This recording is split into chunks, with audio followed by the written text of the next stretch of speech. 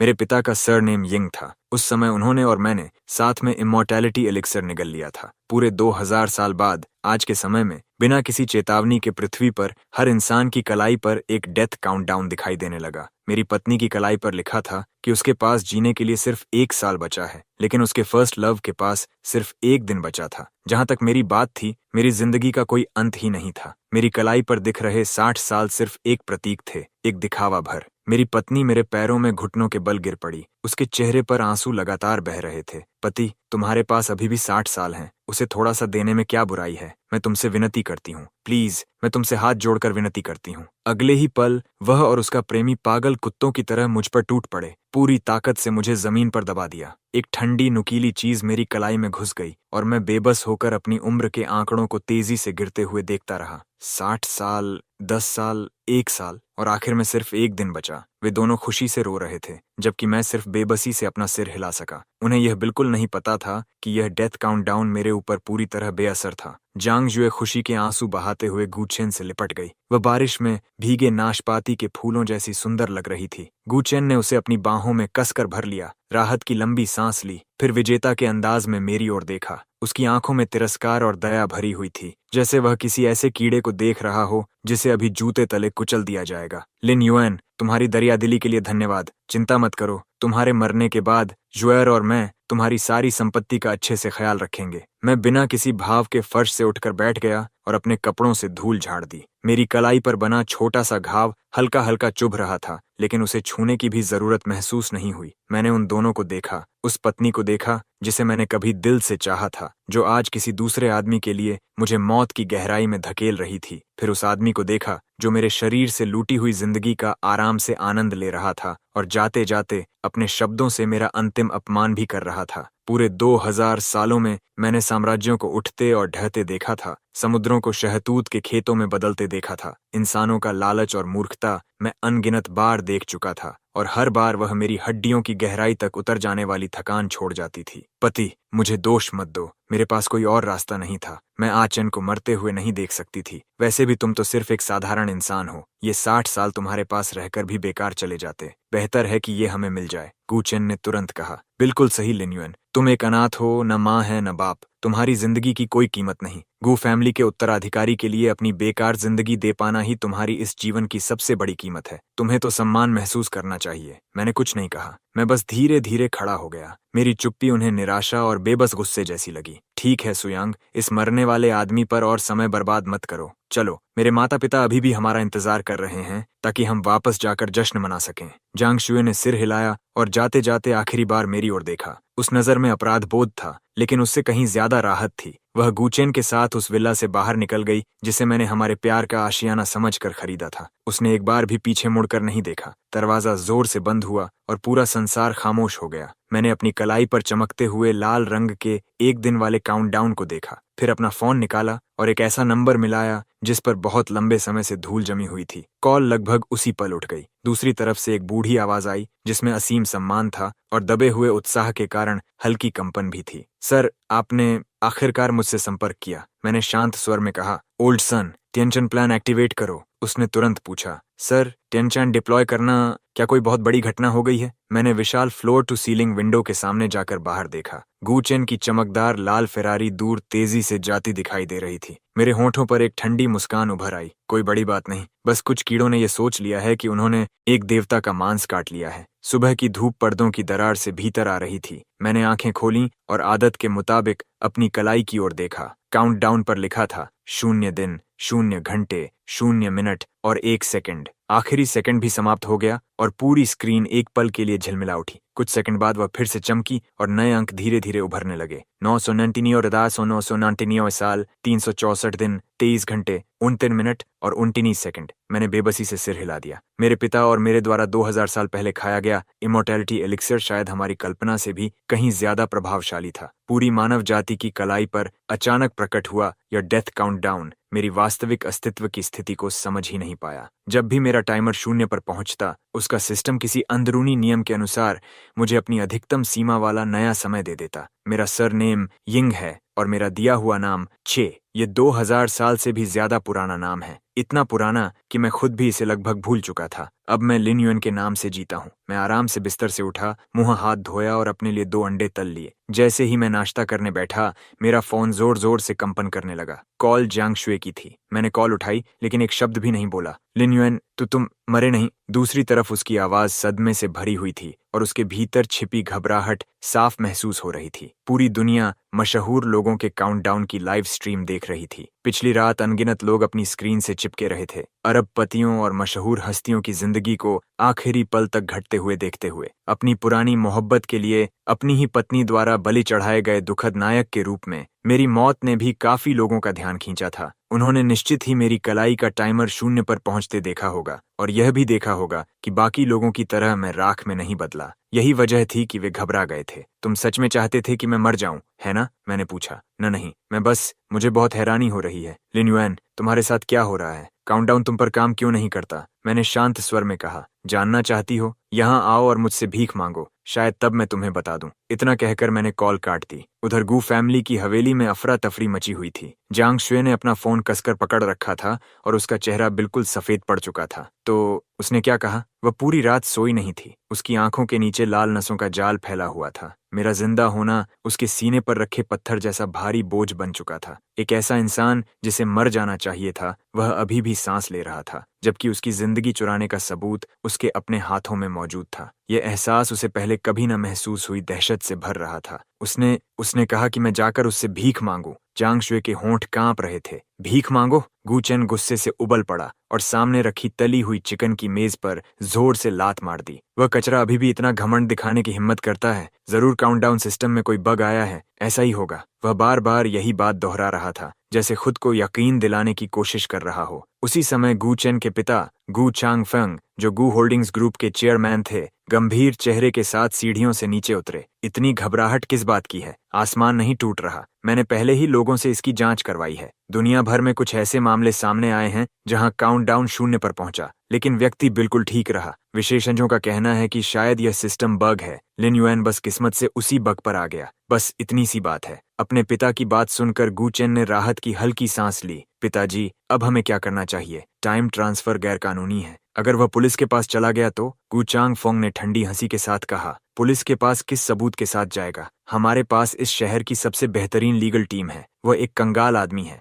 हमारे खिलाफ लड़ने के लिए उसके पास है ही क्या? अभी तुम्हें इस बात को भूलकर अपनी सेहत पर ध्यान देना चाहिए। और जहां तक उस लिन युएन की बात है, उसकी आंखों में बेरहमी की चमक उभरी। वह सिर्फ एक कीड़ा है। अगर सिस्टम उसे नहीं मार सका तो हमें उसकी मदद करनी पड़ेगी। मैं सब कुछ साफ सुथरे तरीके से निपटा दूंगा। उसने अपना फोन उठाया और एक नंबर मिलाया। हेलो ब्लैक वुल्फ, मुझे तुम्हारे हाथों एक आदमी को हटवाना है। काम बिल्कुल साफ होना चाहिए, इसे एक दुर्घटना जैसा दिखाना। हाँ, उसका नाम लिन युएन है। कॉल समाप्त करने के बाद गू चांग फेंग ने अपने डरे हुए बेटे की ओर देखा और आश्वस्त करते हुए कहा, चिंता मत करो, कल सुबह तक तुम्हें उसकी दुर्घटना में मौत की खबर मिल जाएगी। एक अनाथ, उसकी लाश लेने भी कोई नहीं आएगा। गू चेन और जांग शुए ने एक दूसरे की ओर देखा। दोनों की आंखों में एक जैसी निर्दयी राहत थी। उन्हें लगा कि अब सब कुछ खत्म हो चुका है। दूसरी ओर मैं बालकनी में बैठा आराम से अपनी सुबह की चाय पी रहा था और ओल्डसन द्वारा भेजा गया संदेश पढ़ रहा था। सर, गू चंग फेंग ने अंडरग्राउंड हिटमैन ब्लैक वुल्फ से संपर्क किया है। उनके आज रात हमला करने की उम्मीद है। मैंने सिर्फ 3 शब्दों में जवाब दिया, समझ गया। फिर मैंने फोन एक तरफ रख दिया और दूर आसमान की ओर देखने लगा। आज की रात बहुत दिलचस्प होने वाली थी। रात पूरी तरह काली थी। मैं बिना एक भी लाइट जलाए विला के लिविंग रूम में अकेला बैठा था। बाहर कई काली परछाइयां भूतों की तरह चुपचाप बगीचे की दीवार पार कर रही थीं। उनकी हर हरकत तेज, सटीक और पूरी तरह पेशेवर थी। वे बिना जरा भी आवाज किए जमीन पर उतरे। कुल 4 लोग थे जो टैक्टिकल फॉर्मेशन में मुख्य इमारत की ओर बढ़ रहे थे। सबसे आगे चल रहे आदमी की गर्दन पर एक भयानक भेड़िए के सिर का टैटू बना हुआ था। वही ब्लैक वुल्फ था। वे सभी गू चांग फेंग द्वारा भारी कीमत देकर किराए पर रखे गए सबसे खतरनाक पेशेवर हत्यारे थे। जो लोग ऐसी गंदी नौकरियों को अंजाम देने में माहिर थे जिन्हें कभी दिन की रोशनी नहीं देखनी चाहिए। उनकी नजर में मैं बस एक साधारण इंसान था जिसके पास पलटकर लड़ने की कोई क्षमता नहीं थी। यह मिशन उनके लिए बच्चों का खेल था। मैंने अपने सामने रखा चाय का कप उठाया और धीरे से एक घूंट लिया। प्रीमियम दा होंग पाओ। चाय। ओल्ड सन ने वुई माउंटेन के उन प्रसिद्ध मदर ट्रीज से इसे खास तौर पर हासिल करने के लिए काफी मेहनत की थी। अफसोस, कुछ बिना बुलाए मेहमान इसकी शांति भंग करने वाले थे। ब्लैक वुल्फ ने अपने पीछे खड़े 3 लोगों को हाथ के इशारों से संकेत दिया। 2 लोग पीछे की तरफ घूम गए। एक ने किनारे की पोजीशन संभाली और उसने खुद अपनी जैकेट से एक औजार निकाला और स्लाइडिंग ग्लास डोर का ताला बड़ी सफाई से खोल दिया। क्लिक, एक हल्की सी आवाज हुई। कांच का दरवाजा बिना किसी आवाज के खुल गया। ब्लैक वुल्फ चुपचाप अंदर घुस गया। उसकी साइलेंस्ड पिस्टल अंधेरे में बैठे एक साए पर तनी हुई थी। उसे उम्मीद थी कि सामने कोई घबराया हुआ आदमी होगा या शायद कोई सोया हुआ बेबस शिकार, लेकिन उसने जो देखा वह एक ऐसा आदमी था जो सोफे पर पूरी शांति से बैठा था, मानो मेहमानों का इंतजार कर रहा हो। उस आदमी ने तो स्वागत करने के अंदाज में अपना चाय का कप भी उठा लिया। ब्लैक वुल्फ का दिल एक पल के लिए बैठ गया। उसके भीतर अनहोनी का एहसास तेजी से फैल गया। गुचांग फंग ने तुम्हें भेजा है ना? मैंने कहा, और मेरी आवाज शांत ड्राइंग रूम में असाधारण स्पष्टता के साथ गूंज उठी। ब्लैक वुल्फ की पुतलियां सिकुड़ गईं। उसने कोई जवाब नहीं दिया। उसने बिना एक पल गंवाए ट्रिगर दबा दिया। साइलेंस्ड बुलेट ने दबी हुई आवाज निकाली और बिल्कुल सटीक निशाना साधते हुए मेरे माथे के बीचों बीच आ पहुंची, लेकिन जिस खून के फव्वारे की उम्मीद थी वह कभी नहीं दिखाई दिया। गोली मेरे माथे से 1 सेंटीमीटर से भी कम दूरी पर रुक गई, मानो किसी अदृश्य दीवार से टकरा गई हो और हवा में ही ठहर गई। ब्लैक वुल्फ की आंखें तुरंत तांबे की घंटियों जितनी बड़ी हो गईं। रिवर्सल। मैंने हल्की निराशा से सिर हिलाया और हवा में रुकी हुई गोली को अपनी उंगली से हल्का सा झटका दिया। वह वापस उसी दिशा में 10 गुना ज्यादा रफ्तार से उड़ गई। इस बार आवाज मांस के चीरने की थी। ब्लैक वुल्फ के माथे के बीचों बीच एक खूनी छेद उभर आया। उसके चेहरे पर जमी भय की चरम अभिव्यक्ति हमेशा के लिए वहीं ठहर गई। उसका शरीर लकड़ी के तख्ते की तरह पीछे की ओर गिर पड़ा। उसकी लाश के फर्श से टकराने की भारी आवाज ने चारों ओर फैली खामोशी को चकनाचूर कर दिया। बाहर तैनात बाकी 3 हथियारों के चेहरे तुरंत बदल गए और उन्हें उसी पल समझ आ गया कि कुछ गलत हो गया है। वे अलग अलग दिशाओं से बंदूकें ताने हुए अंदर घुस आए। फिर उन्होंने अपनी जिंदगी का सबसे भयावह दृश्य देखा। उनका नेता, एलीट हिटमैन ब्लैक वुल्फ, फर्श पर मरा पड़ा था और जिस आदमी को मारने वे आए थे वह धीरे धीरे सोफे से उठ रहा था और एक एक कदम उनकी ओर बढ़ रहा था। उसके शरीर के चारों ओर मानो कोई अदृश्य आभा घूम रही थी। उसका हर कदम ऐसा महसूस हो रहा था जैसे उनके दिलों को कुचल रहा हो, जिससे उनके लिए सांस लेना भी मुश्किल हो गया था। हथियारों में से एक कांपते हुए चीखा और ट्रिगर दबा दिया। बंदूक की नली से आग निकली और गोलियों की घनी बारिश एक दीवार की तरह मेरी ओर टूट पड़ी। मैंने बचने की कोशिश नहीं की। मैंने हर एक गोली को अपने शरीर से टकराने दिया, लेकिन टकराने पर जो आवाज आई वह मांस के आर पार होने की नहीं थी। वह धातु से धातु के टकराने वाली तेज खनक थी, जिसके बाद सारी गोलियां बेअसर होकर जमीन पर गिर गईं। मेरे कपड़ों तक को कोई नुकसान नहीं पहुंचा। तीनों हथियारों के चेहरे 3 सेकंड से भी कम समय में आक्रामकता से हैरानी और फिर पूरी तरह आतंक में बदल गए। उनका हौसला पूरी तरह टूट गया। उन्होंने अपनी बंदूकें फेंक दी और भागने की कोशिश की। क्या मैंने कहा था कि तुम जा सकते हो? मेरी आवाज उनके कानों में नरक की सबसे गहरी खाई से आती फुसफुसाहट की तरह गूंज उठी। अगले ही पल एक अदृश्य शक्ति ने उनके गलों को जकड़ लिया और उन्हें पूरे शरीर समेत हवा में उठा लिया। उनके पैर हवा में लटक रहे थे और वे बेतहाशा छटपटा रहे थे। वापस जाओ और गुचांग फोंग से कहो। मैं उनके पास जाकर खड़ा हो गया और उनके उन चेहरों को देखने लगा जो ऑक्सीजन की कमी से बैंगनी पड़ चुके थे और सूज गए थे। मेरी आवाज बर्फ जैसी ठंडी थी। उसका खेल खत्म हो चुका है, अब मेरी बारी है। जैसे ही ये शब्द खत्म हुए, मैंने अपना हाथ लहराया। तीनों ऐसे उड़ गए जैसे डोर कटी हुई पतंगे हों। वे फ्लोर टू सीलिंग विंडोज तोड़ते हुए बाहर निकले, हवा में कई दर्जन मीटर तक उड़ते रहे और फिर आंगन के लॉन पर जोरदार धमाके के साथ जा गिरे। वे मरे या जिंदा रहे, मुझे कोई फर्क नहीं पड़ता था। मैं फिर से सोफे पर वैसे ही बैठ गया, मानो मैंने सिर्फ कुछ मक्खियों को भगा दिया हो। मैंने अपना फोन उठाया और ओल्ड सन का नंबर मिलाया। सारा सीन साफ करवा दो और कल सुबह तक मैं गू होल्डिंग्स ग्रुप के स्टॉक प्राइस को लिमिट डाउन पर देखना चाहता हूँ। जी सर। ओल्ड सन की आवाज मुश्किल से काबू में रखे गए उत्साह से कांप रही थी। वह इस दिन का बहुत लंबे समय से इंतजार कर रहा था। अगली सुबह गुचांग फंग अपने फोन की बेतहाशा बजती घंटी से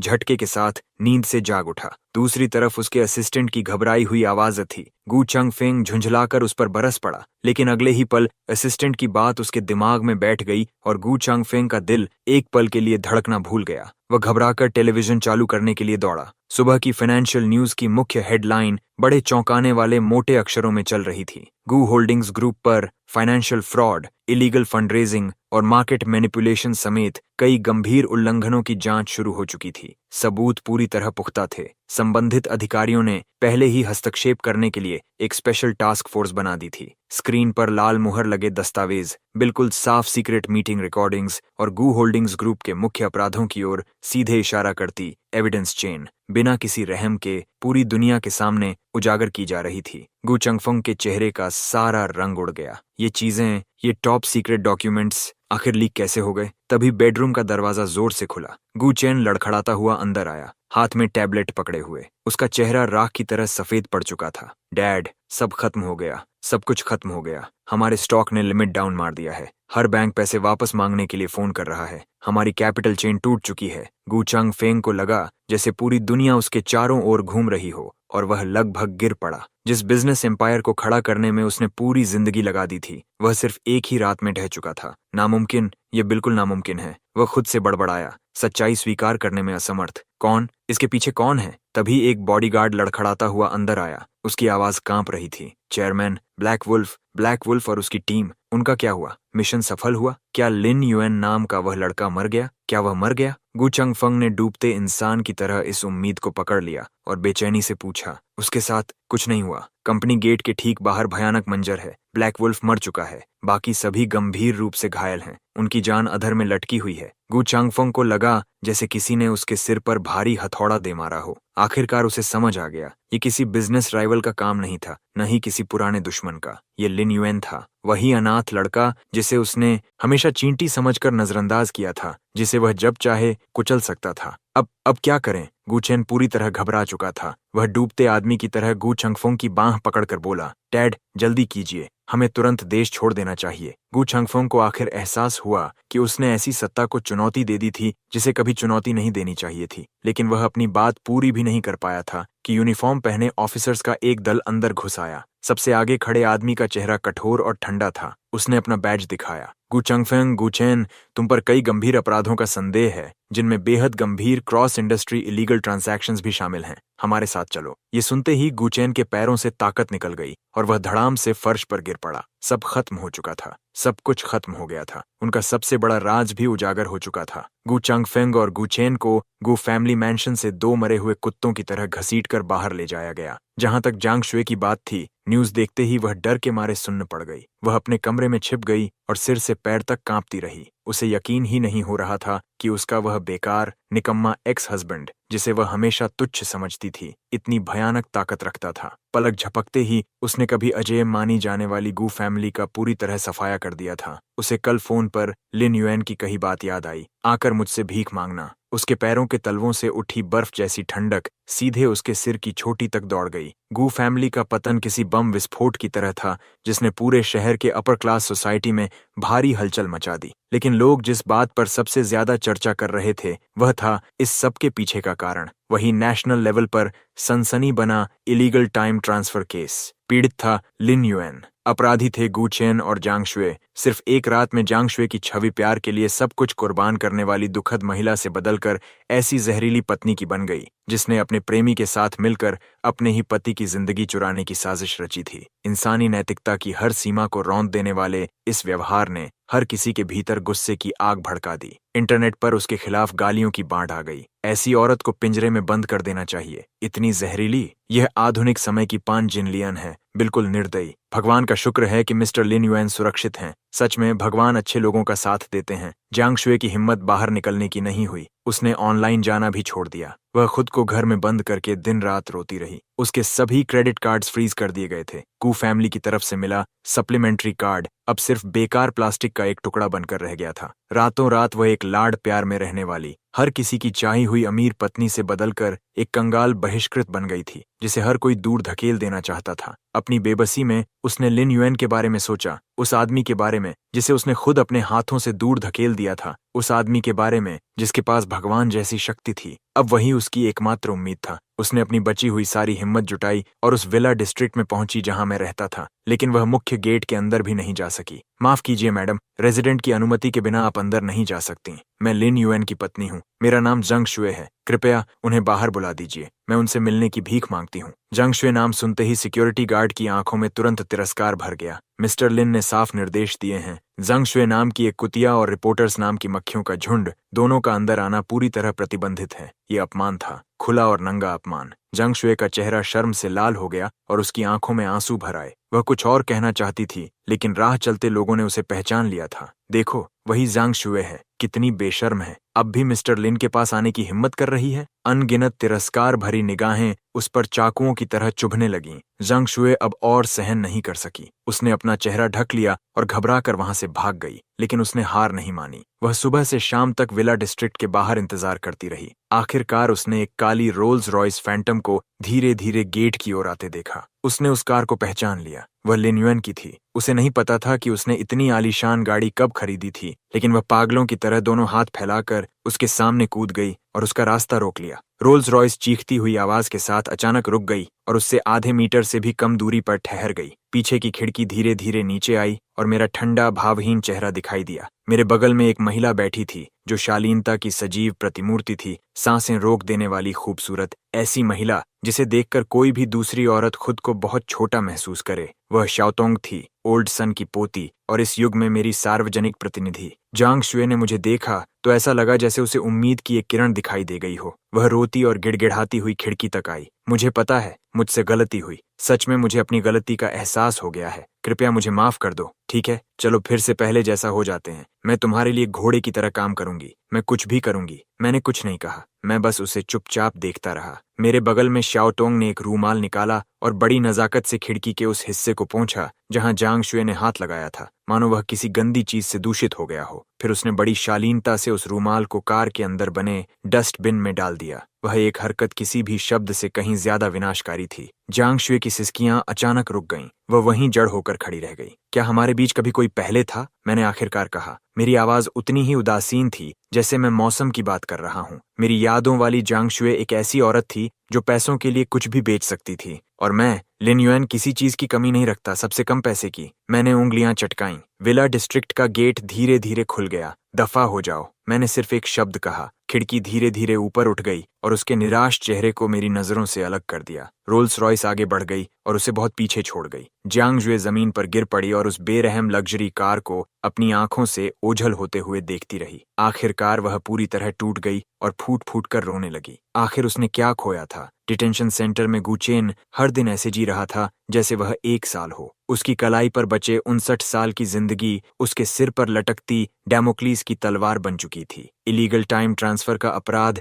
पूरी तरह साबित हो चुका था। उसे कानून की पूरी कठोरता का सामना करना था, लेकिन उससे भी ज्यादा उसे इस बात ने डरा दिया कि उसकी कलाई पर लगा टाइमर अस्थिर होने लगा था। वह कभी बेतरतीब ढंग से आगे बढ़ जाता, कभी बिना किसी चेतावनी के रुक जाता और कभी कभी थोड़ी थोड़ी मात्रा में पीछे भी चलने लगता। उसने फैसिलिटी के अंदर एक एक्सपर्ट से सलाह ली और जो निष्कर्ष उसे मिला, उसने उसे ऐसा महसूस कराया मानो उसे बर्फ की गुफा में धकेल दिया गया हो। इलीगल तरीके से ट्रांसफर किया गया टाइम एक रिजेक्शन रिएक्शन पैदा करता था। वह बेहद अस्थिर होता था और किसी भी पल पूरी तरह कोलैप्स हो सकता था। एक बार जब वह कोलैप्स हो जाता तो चुराया गया टाइम तुरंत शून्य हो जाता और उसकी अपनी असली लाइफ स्पैन तो बहुत पहले ही समाप्त हो चुकी थी। इसका मतलब था मौत। गुचेन पूरी तरह डर गया। वह मरना नहीं चाहता था। उसने अपनी बची हुई सारी उम्मीद अपने पिता गु चंगफेंग पर टिका दी। लेकिन कुछ दिनों बाद उसे जो खबर मिली वो यह थी कि गु चंगफेंग को जेल में अचानक हार्ट अटैक आया था और इमरजेंसी रिससिटेशन की पूरी कोशिशों के बावजूद उसकी मौत हो गई। उसका आखिरी और एकमात्र सहारा भी खत्म हो गया।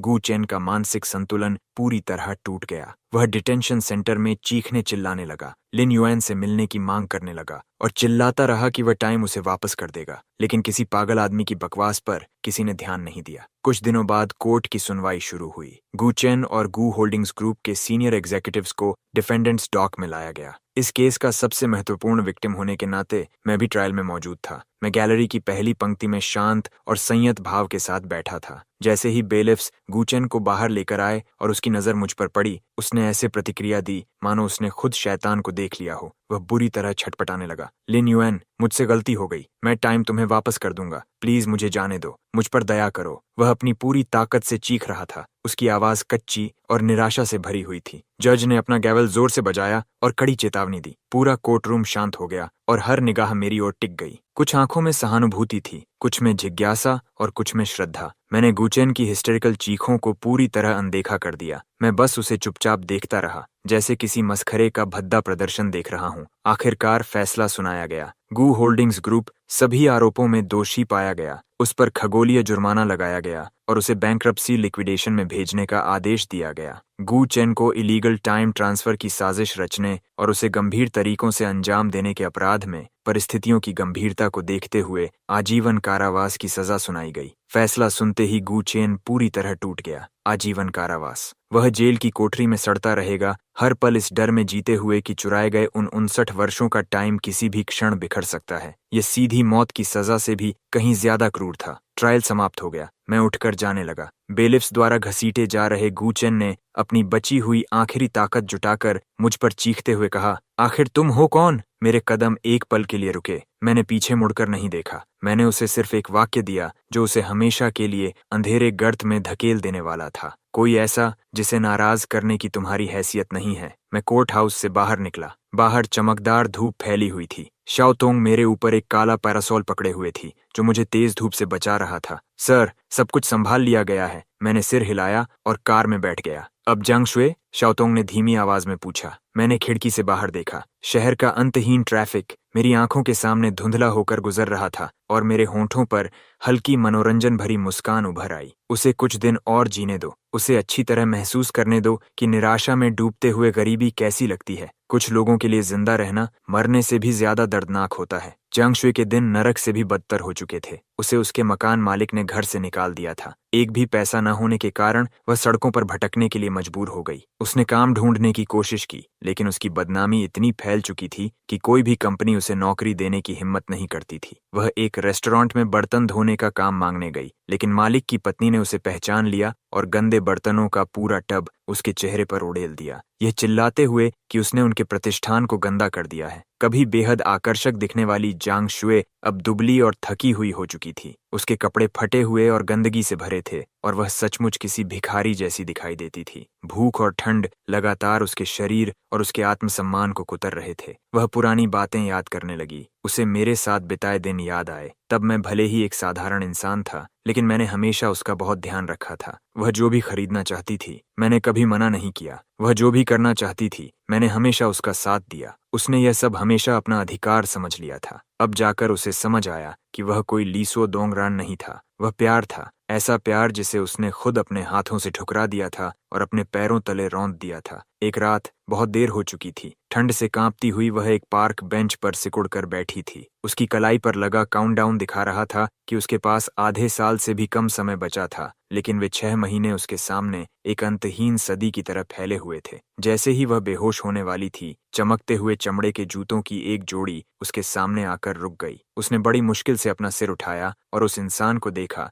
जिसकी उसने कभी उम्मीद नहीं की थी। शाओतोंग, वही महिला जो मेरे बगल में बैठी थी, एक रानी की तरह गरिमामयी और छूने से परे। शाओतोंग ने उसकी ओर नीचे देखा। न उसके चेहरे पर तिरस्कार था, न सहानुभूति, केवल अथाह खाली उदासीनता थी। मिस जांग, हमारे सर आपसे मिलना चाहते हैं। जांग शुए की आंखों में तुरंत बेताब उम्मीद की चमक भर उठी। आखिरकार वह मुझसे मिलने को तैयार हो गए। मुझे पता था उनके दिल में अब भी मेरी परवाह है। उसे एक कार में बैठाकर शहर के सबसे ऊंचे दर्जे के प्राइवेट क्लब में ले जाया गया। एक अटेंडेंट के पीछे पीछे चलते हुए वह एक बेहद आलीशान प्राइवेट स्वीट में पहुंची। स्वीट के अंदर मैं अकेला नहीं था। वहां कई असाधारण व्यक्तित्व वाले आदमी भी मौजूद थे और वे जिस तरह मुझे देख रहे थे उसमें केवल सम्मान भरा हुआ था। जांग शुए ने उनमें से हर एक को फाइनेंशियल मैगजीन्स में देखा हुआ था। उनमें से हर कोई ऐसा बिजनेस टाइकून था जिसकी एक ठोकर पूरे बिजनेस वर्ल्ड में हलचल मचा सकती थी, और इस समय वे सभी सम्मान पूर्वक मेरे पीछे खड़े थे। मैं मास्टर सीट पर बैठा अपनी प्लेट में रखे स्टेक को बड़े व्यवस्थित ढंग से काट रहा था। बैठो।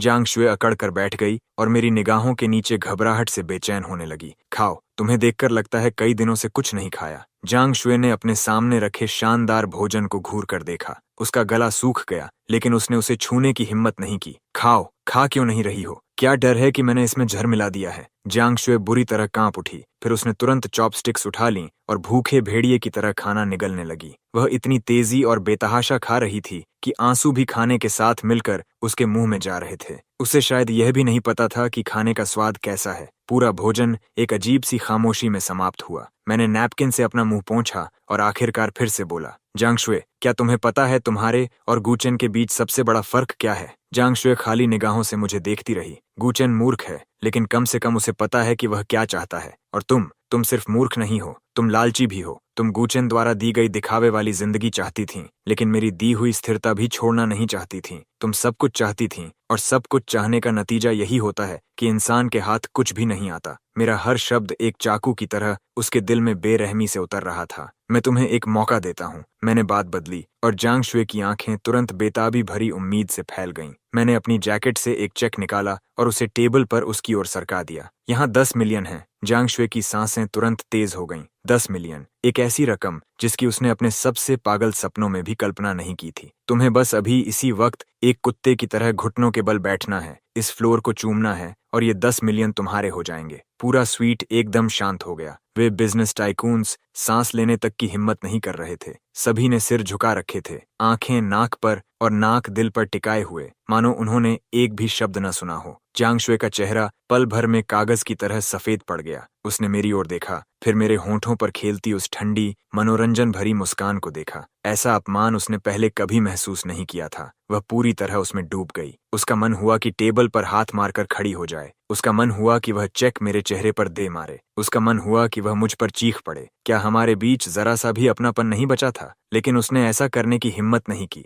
उसकी नजर अनचाहे ही उस चेक पर टिक गई। 10 मिलियन। अगर उसके पास 10 मिलियन होते तो उसे फिर कभी भूख और ठंड नहीं झेलनी पड़ती। उसे फिर कभी किसी का तिरस्कार नहीं सहना पड़ता। वह फिर से एक इंसान की तरह दूसरों से ऊपर जी सकती थी। आत्मसम्मान। पूरी भूख और गरीबी के सामने आत्मसम्मान की कीमत कितनी थी? तथाकथित आत्मसम्मान कल्पना से भी कहीं अधिक नाजुक था। जांग शुए का मन एक युद्ध भूमि बन चुका था। उसकी समझ लगातार चिल्ला रही थी कि घुटनों पर मत बैठो। एक बार घुटने टेक दिए तो तुम इंसान से भी बदतर हो जाओगी। लेकिन उसकी इच्छा उतनी ही जोर से जवाब दे रही थी, घुटनों पर बैठ जाओ, बस घुटनों पर बैठ जाओ और सब कुछ वापस मिल जाएगा। मैंने उसे जल्दी नहीं की। मैंने बस अपना वाइन ग्लास उठाया और उसके भीतर की लाल वाइन को धीरे धीरे घुमाता रहा, जबकि उसके चेहरे पर चल रही भावनाओं की भीषण लड़ाई को बड़े ध्यान से देखता रहा। समय सेकंड दर सेकंड, मिनट दर मिनट बीतता गया। आखिरकार जांग शुए की मानसिक रक्षा पूरी तरह टूट गई। मेरे पीछे खड़े टाइकून्स लगभग महसूस न होने जितना कांप उठे। मुझे देखने का उनका तरीका बदल चुका था। सम्मान के साथ अब उनके दिल की गहराइयों से निकला भय भी जुड़ चुका था। यह आदमी बहुत डरावना था।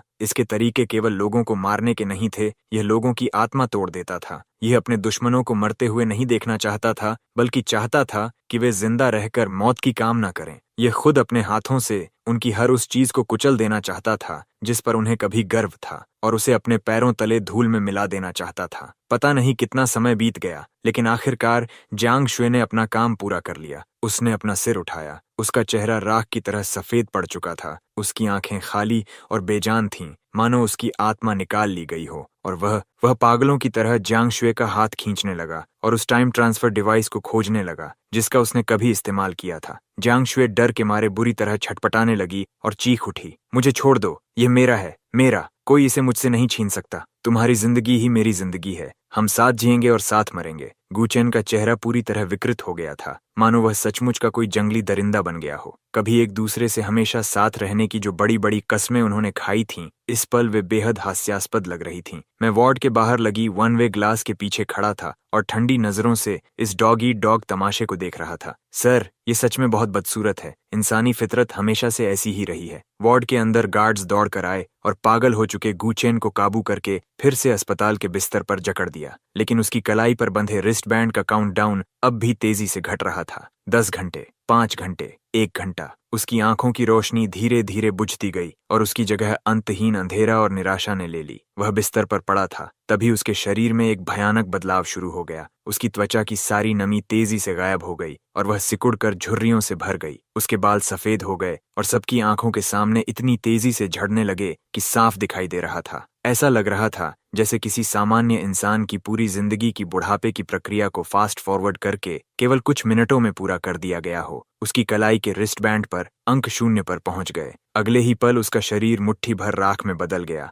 और अस्पताल के बिल्कुल सफेद बिस्तर पर बिखर गया। ये सब अपनी आंखों से देखने वाली जांग शुई पूरी तरह टूट गई। उसने एक कान फाड़ देने वाली चीख मारी, उसकी आंखें उलट गईं और वह वहीं बेहोश होकर गिर पड़ी। मैं मौत और निराशा की गंध से भरी उस जगह से मुड़कर चला गया। इस तमाशे का आखिरी पर्दा भी गिर चुका था। गु चेन मर चुका था। वह अपनी जिंदगी की सबसे दर्दनाक और सबसे अपमानजनक मौत मरा। जिस जिंदगी को उसने दूसरों से लूटा था, आखिरकार उसे उसकी कीमत दोगुनी चुकानी पड़ी। उसकी मौत की खबर से दुनिया में कोई खास हलचल नहीं हुई। लोग उसे पहले ही भूल चुके थे। केवल जांग शुई बची थी। मैंने उसे वापस साइकियाट्रिक हॉस्पिटल भेजने का इंतजाम कर दिया। शायद उसके लिए वही सबसे अच्छी जगह थी। पागलपन से भरी उस दुनिया में उसे हकीकत की क्रूरता का सामना नहीं करना पड़ेगा। एक एक करके दिन बीतते गए। डेथ काउंटडाउन के आने के बाद दुनिया पूरी तरह बदल चुकी थी। समय अब धरती का सबसे कीमती संसाधन बन चुका था और मैं, वह इंसान जिसके पास अनंत समय था, इस युग का सच्चा देवता बन चुका था। अनगिनत लोग मेरी अमरता का रहस्य जानना चाहते थे। अनगिनत ताकतें मेरा समर्थन पाने की कोशिश कर रही थीं, लेकिन मुझे उनमें से किसी में भी कोई दिलचस्पी नहीं थी। मैं पहले की तरह अपनी शांत और साधारण जिंदगी जीता रहा। कभी ओल्ड सन के साथ शतरंज खेलता तो कभी शाओतोंग से दुनिया भर के बिजनेस की रिपोर्ट सुनता। फिर एक दिन पूरे आधे साल बाद शाओतोंग ने मुझे बताया कि जियांग शुई का समय भी घटकर अपने आखिरी दिन पर पहुंच चुका है। मैं कुछ पल तक चुप रहा। मैं उससे मिलने जाऊंगा। साइकियाट्रिक हॉस्पिटल में हमेशा की तरह एंटीसेप्टिक की तेज गंध फैली हुई थी। सबसे अंदर वाले वार्ड में मुझे जियांग शुई मिली। वह 6 महीने पहले से भी ज्यादा कमजोर और थकी हुई दिख रही थी, लेकिन अब पहले की तुलना में कहीं अधिक शांत थी। शायद अपने अंत के इतना करीब पहुंच जाने ने उसके भीतर उठते तूफान को शांत कर दिया था। वह खिड़की के पास बैठी बाहर उस पुराने पेड़ को देख रही थी, जिसके पत्ते एक एक करके झड़ रहे थे। उसकी आंखें पूरी तरह खाली थीं। मुझे अंदर आते देखकर भी वह जरा भी हैरान नहीं हुई। उसने बस धीरे से सिर घुमाकर मेरी तरफ देखा। हम दोनों उसी वार्ड में आमने सामने बैठ गए, ठीक वैसे ही जैसे कभी अदालत में बैठे थे। फर्क सिर्फ इतना था कि इस बार हमारे बीच नफरत नहीं बची थी, केवल अंतहीन थकान और हार मान लेने की एक लंबी आह थी। लिन युएन, क्या मैं तुमसे आखिरी सवाल पूछ सकती हूँ? मैंने कहा। पूछो, उसने धीमे से पूछा। आखिर तुम सच में हो कौन? यही वही सवाल था जो मरने से पहले गु चेन ने भी मुझसे पूछा था। मैंने उसकी तरफ देखा, उस औरत की तरफ जिसने कभी मेरे दिल में थोड़ी सी कोमलता जगाई थी, लेकिन आखिर में मुझे पूरी तरह निराश कर दिया। मैंने कुछ पल सोचा और तय किया कि अब उसे सच बता देना चाहिए। आखिर एक मरती हुई औरत अब कोई तूफान नहीं खड़ा कर सकती थी। मैंने शांत स्वर में कहा, मेरा उपनाम यिंग है, यिंग छे। जियांग शुई के चेहरे पर पूरी तरह खाली और उलझन भरा भाव उभर आया। ये नाम उसने अपनी जिंदगी में कभी नहीं सुना था। मैंने आगे कहा, 2000 साल से भी पहले मैंने अपने पिता के साथ एलिक्सर ऑफ इमॉर्टैलिटी पिया था। ऐसा लगा जैसे उसके दिमाग पर बिजली गिर गई हो। उसकी आंखें अविश्वास से फैल गईं। Elixir of immortality. 2000 साल पहले उसका दिमाग एक ऐसे निष्कर्ष तक पहुंच गया जो सुनने में पूरी तरह असंभव था, लेकिन फिर भी हर बात उसी की तरफ इशारा कर रही थी। उसके होंठ कांपने लगे। बड़ी मुश्किल से उसने टूटे हुए शब्दों में कहा, चिनशी हुआंग, तुम। मैंने न तो उसकी बात की पुष्टि की और न ही उसका इनकार किया। मैं बस शांत भाव से उसकी तरफ देखता रहा, लेकिन मेरी खामोशी ही उसके सवाल का सबसे साफ जवाब थी। तो यही सच था। उसने एक ऐसी लंबी सांस छोड़ी मानो उसमें सदियों का बोझ समाया हो। मैंने समय चुराया, सभी पूर्वजों के पूर्वज से, उस देवता से जो 2000 साल से भी अधिक समय से जीवित है। मैं इस पूरी दुनिया की सबसे बड़ी मूर्ख हूँ। उसकी हंसी में अंतहीन पछतावा और निराशा घुली हुई थी। आखिरकार उसे समझ आ गया कि उसका वह आत्मधर्मी प्रेम, उसकी इतनी सावधानी से रची गई विश्वासघात की योजना अनंत समय के सामने कितनी हास्यास्पद और कितनी तुच्छ थी। उसे लगता था कि उसने प्रेम के लिए लिंग युएन की बलि दी थी। उसे जरा भी अंदाजा नहीं था कि वह केवल एक उछलता कूदता विदूषक थी जो एक अकेले दर्शक के लिए यह बेतुका तमाशा कर रही थी, और मैं इस पूरे समय बस बादलों से भी ऊंचाई पर बैठा एक दर्शक था जो इस नाटक को शांत निष्प्रह मनोरंजन के साथ देख रहा था। धीरे धीरे उसकी हंसी थम गई और उसी के साथ जियांग शुई की जिंदगी भी अपने अंत तक पहुंच गई। उसका शरीर भी गु चेन की तरह तेजी से टूटने लगा। उसकी त्वचा मुरझा गई, उसके बाल पतले होकर सफेद पड़ गए और उसकी जीवन शक्ति ऐसे बहने लगी जैसे किसी फटे हुए बर्तन से पानी रिसता हो। अपनी जिंदगी के बिल्कुल आखिरी पल में उसने मेरी ओर देखा। उसकी आंखों में अथाह असीम पछतावा भरा हुआ था। काश अगर मैंने वह अपना वाक्य कभी पूरा नहीं कर सकी क्योंकि उसका समय शून्य पर पहुंच चुका था। अगले ही पल उसका शरीर मुट्ठी भर राख में बदल गया, हवा में बिखर गया और बिना कोई निशान छोड़े हमेशा के लिए गायब हो गया। मैं अपनी जगह से उठा और वार्ड से बाहर चला गया। मेरे पीछे केवल एक खाली कमरा रह गया था और अतीत का एक बेतुका अध्याय जिसे हवा अपने साथ बहाकर ले जा चुकी थी। सब कुछ समाप्त हो चुका था।